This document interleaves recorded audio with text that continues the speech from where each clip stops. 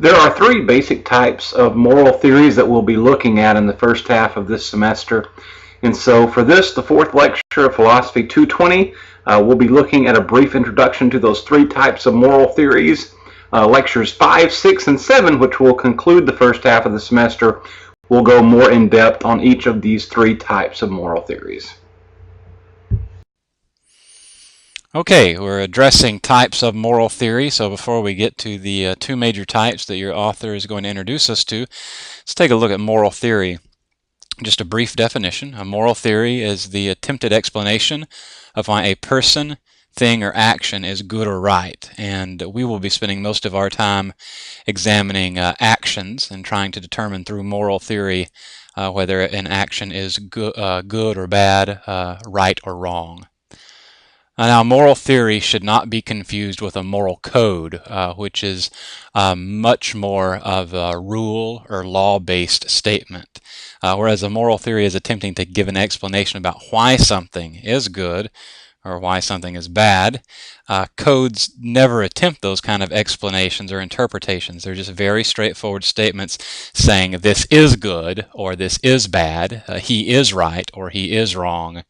And again, no attempt to answer the question why. And the moral theory that we choose when encountering an ethical dilemma, it will be based upon our considered decision about the best or most responsible means for arriving at a moral argument. So you will adopt a moral theory, and you will usually be drawn in one of two directions. You're going to see those two directions in just a moment. And typically, you will turn to that same moral theory no matter what the ethical dilemma is, and it will be through using that moral theory that you will attempt to arrive at a moral argument. Let me give just a little bit of a sports analogy to help understand the relationship between moral theory and moral code. If you think about a basketball court, you have particular rules, and this would be similar to moral codes. You have particular rules about the game. There is out of bounds line, and the game cannot take place outside of that line. You must play on the court. If you were to take a shot behind the three-point line, the rule says that that shot, if made, is worth 3 points, whereas inside of that line is just 2 points. Of course, the rule of a free throw is only 1 point. There are rules about how close you can be to another player on defense as far as being able to touch that other player, that if you go for a steal and you slap that person on the arm, the referee is there to enforce the rule or the code that is a violation. Now, once you're on the court and you're aware of the rules or the codes, you then have the creativity within those boundaries to do whatever you want. And so someone who is a very good ball handler, dribbler, can go between the legs to perhaps avoid a defender. Someone who is able to jump really high can be able to dunk the ball, and so that becomes a shot that is used quite a bit by a tall person or someone who can jump because he has that sort of athletic ability.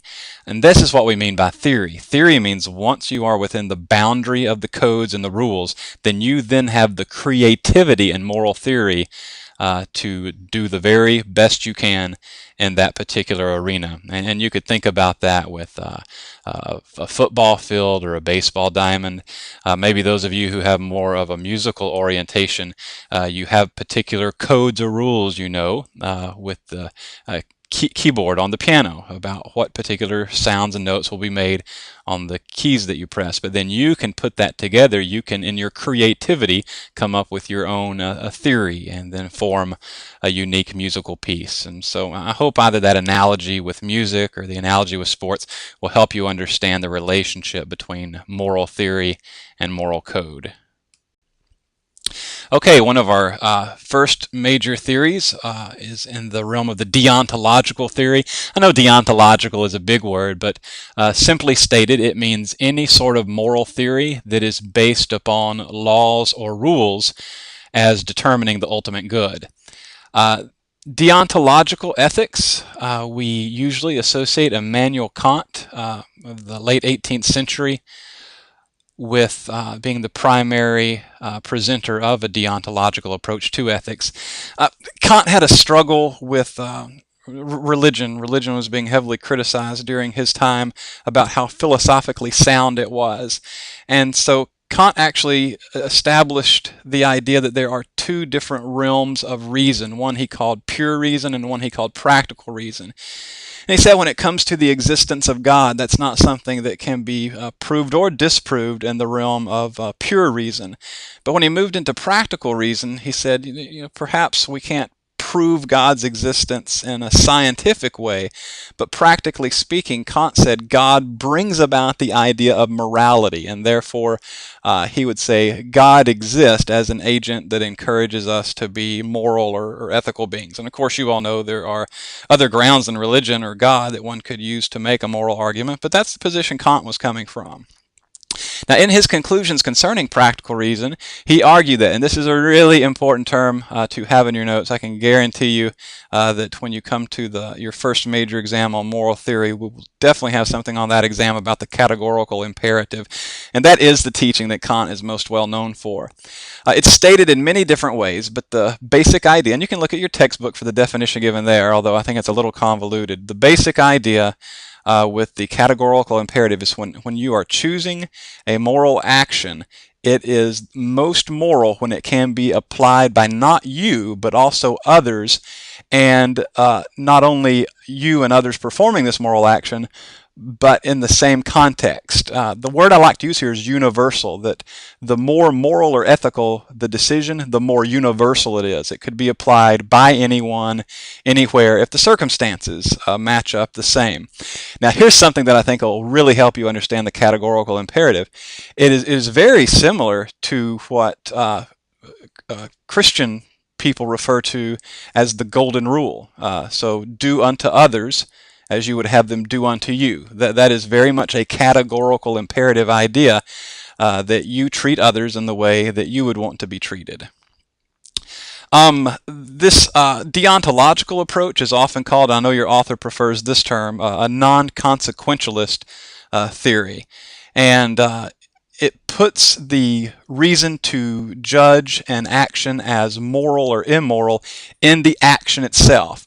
You don't rest on the consequences. Sometimes a right moral action could have a poor consequence according to the deontological theory. Of course, our other theory we're going to look at in just a moment is going to disagree with that. But again, primary thing with a deontological theory, you looked at the act in and of itself to determine whether it is good or bad, right or wrong, not at the consequences. And then besides the deontological theory that we have with Kant, there is also another deontological-based theory called the natural-based law theory.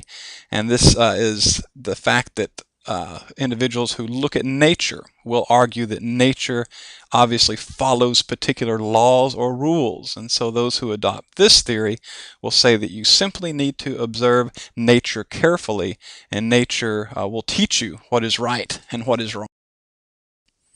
Okay, and our other major theory is a teleological approach. Telos is the Greek word for the end, and so if you can remember that, as you can see, teleo, telos is the same Greek word root, and this means that you don't look at the action in and of itself. You look at what follows after the action, the consequence, what comes at the end, and by evaluating what is the very best possible set of consequences for everyone involved in the action, that will determine rightness or wrongness.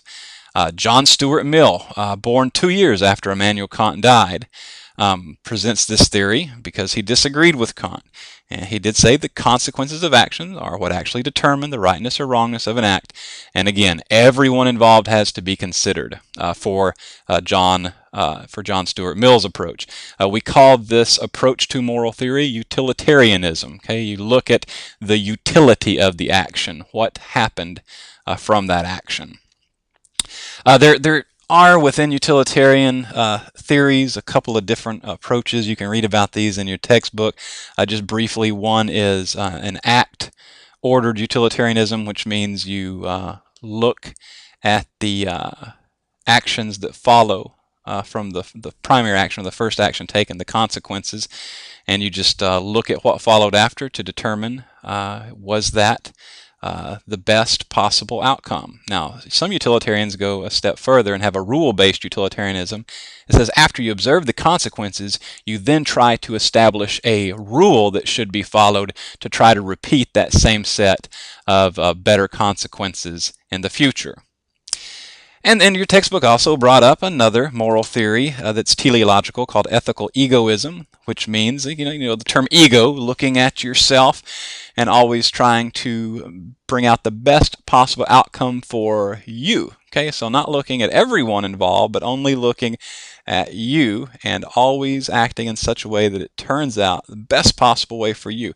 And your author is careful to point out that this doesn't mean that you act in a selfish way necessarily. You may determine that the best possible outcome for you will sometimes result in looking after other individuals also, because if you always act in a selfish way, that could alienate you from others and perhaps limit some of your possibilities to experience the good or the right thing. Okay, so again, remember, because a lot of people get caught on this one of thinking ethical egoism means always acting in a selfish way. Now, the intention is certainly selfish because it's just looking at the outcome for you, but it will sometimes, even though the intention is selfish, it will sometimes call for you to act in a selfless way so that best possible outcome does result for you.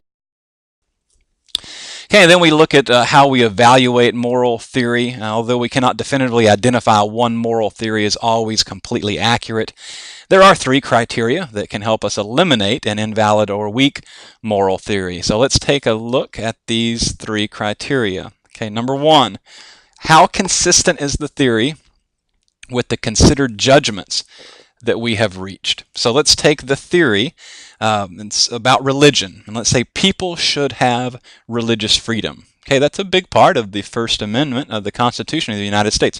People should have religious freedom. Okay, it sounds really good, but what if someone's religion calls upon them to perform human sacrifice? We would then have a considered judgment that human sacrifice would be something we as a society would consider immoral. And so then we have to go back and rework our theory. People should have limited religious freedom, as long as it doesn't bring in this ultimate harm of human sacrifice to another individual.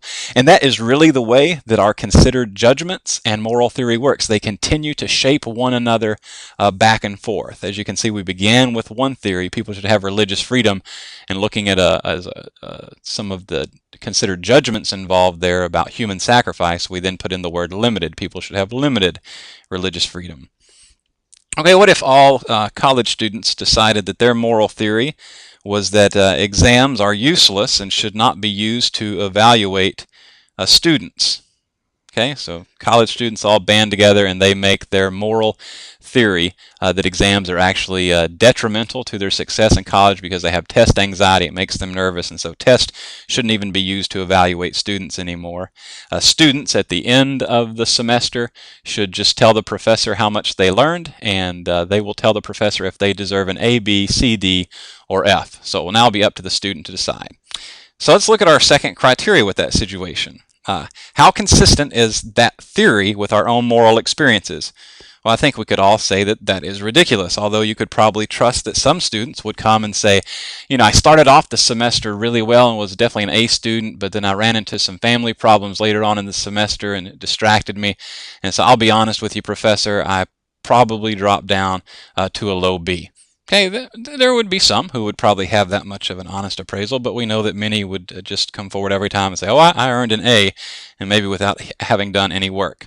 So we know that this idea of a student getting to determine his or her own grade and that being accurate, that's not faithful to our moral experience. So we know that there is a little more of a subjective and selfish tendency in the way that we would perhaps evaluate ourselves in something more objective, like an exam. Okay, and third and finally, how useful is the theory when it is actually applied to a moral problem?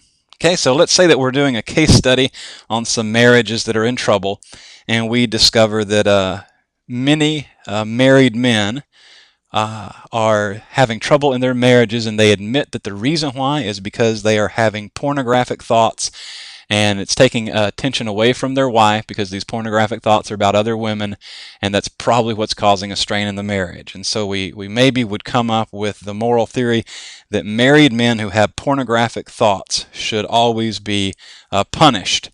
Now, certainly sounds like it would solve the problem, but it's not going to be very applicable because we would only have a handful of men in this case study who would actually admit this, and we can't read someone's thoughts. And so even though the moral theory might sound right and might sound good, we then have to question, well, how would we even be able to apply this? And that makes this moral theory weak because it calls on us being able to read someone's thoughts, or depending on them, to always be completely forthright and honest with us. And so based upon how we could actually apply this moral theory to a moral problem, deems that moral theory to be a weak one. So again, these three criteria cannot prove a moral theory is accurate, but it can certainly disclose the weaknesses of a moral theory. Okay, I told you that we were going